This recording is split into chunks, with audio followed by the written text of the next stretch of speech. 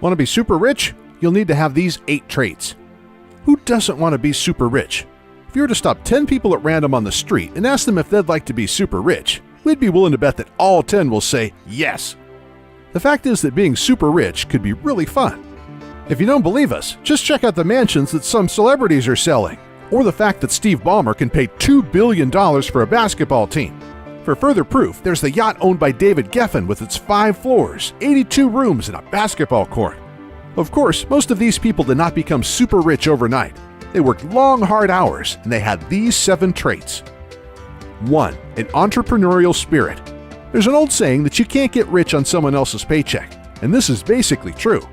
Most of the super wealthy got that way by going into business for themselves. There are plenty of doctors, lawyers, and corporate executives who are in the group of $5 million plus, but those who start their own businesses tend to end up being worth even more. 2. Always on the clock.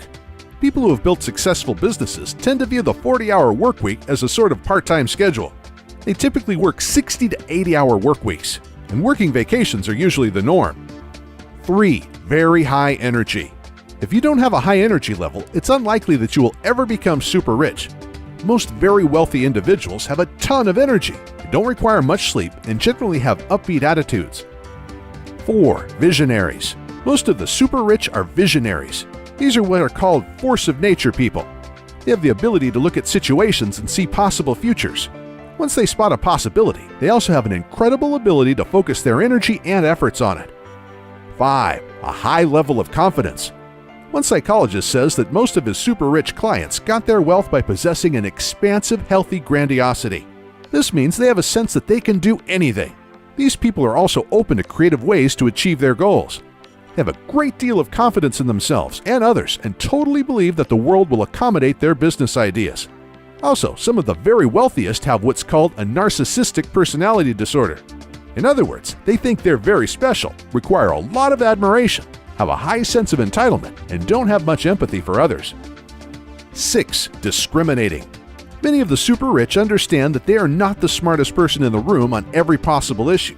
However, they know to surround themselves with people who are and who will help them realize their vision. Here's an interesting fact. Those who do best are those that move past sole proprietorships and partner with others to expand their companies.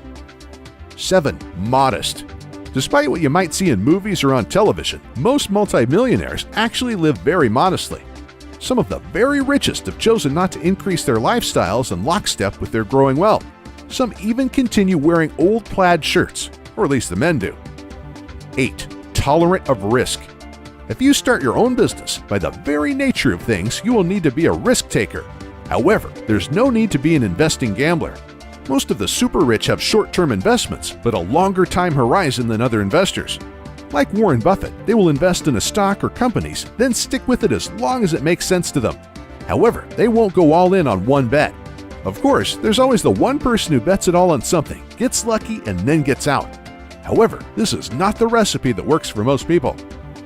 Get started on the road to being super rich.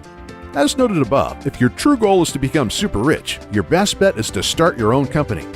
Of course, there's a negative to this, and that's the fact that in most cases, you won't have money to start that venture. As many people have discovered, you can have the greatest idea in the world since the internet, but if you don't have the money to put it into effect, you're doomed to failure. The good news is that there is now a way to raise money to fund your amazing idea. It's called crowdfunding. What is crowdfunding? This is where you collect money from backers, that's the crowd, to fund your initiative. This is usually done on an internet platform. Your initiative could be anything from a nonprofit to fund schools or emergency funds for an ill person to creating and selling a new product. It could even be for financing your startup company. As you might guess, crowdfunding models require a number of participants. This includes the people such as yourself that propose the idea or project to be funded, and then the crowd of people who support your proposal. 450 platforms. As of 2 years ago, there were more than 450 crowdfunding platforms. Of course, if you have a project you want to crowdfund, you will need to do your own due diligence in order to determine which platform would be best for you depending on your project. This is because there are some important differences in the services provided by the different crowdfunding platforms.